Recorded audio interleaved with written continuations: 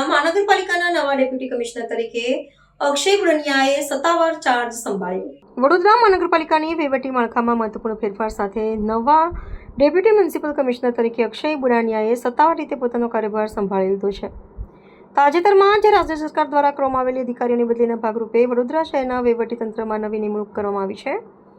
ઉલ્લેખનીય છે કે વડોદરા મહાનગરપાલિકામાં ફરજ બજાવતા ડેપ્યુટી કમિશનર ગંગાસિંહની નર્મદા જિલ્લાના કલેક્ટર તરીકે નિમણૂક થતાં આ પદ ખાલી પડ્યું હતું। આ રિક્ત સ્થાન પર અગાઉ બોટાદ જિલ્લામાં જિલ્લા વિકાસ અધિકારી ડીડીઓ તરીકે પોતાની સેવાઓ આપી ચૂકેલા યુવા અને અનુભવી અધિકારી અક્ષય બુરનિયાને રાજ્ય સરકારે નવી જવાબદારી સુપરત કરી છે। પદભાર ગ્રહણ કર્યા બાદ નવા ડેપ્યુટી કમિશનરે મુખ્યમંત્રી અને રાજ્ય સરકારનો આભાર વ્યક્ત કર્યો હતો। તેમણે માધ્યમો સાથે વાત કરતા જણાવ્યું હતું કે સરકારે તેમના પર જે વિશ્વાસ મૂકીને આ મહત્વની વહીવટી જવાબદારી સોંપી છે તેને સાર્થક કરવા તેઓ સંપૂર્ણ સત્યનિષ્ઠા, પારદર્શિતા અને લોકહિતના પ્રાધાન્ય આપી કાર્ય કરશે। ગુજરાત સરકાર દ્વારા માનનીય મુખ્યમંત્રીશ્રીના નિર્દેશ હેઠળ મને વડોદરા ખાતે ડેપ્યુટી મ્યુનિસિપલ કમિશનર તરીકે જવાબદારી સોંપવામાં આવી છે।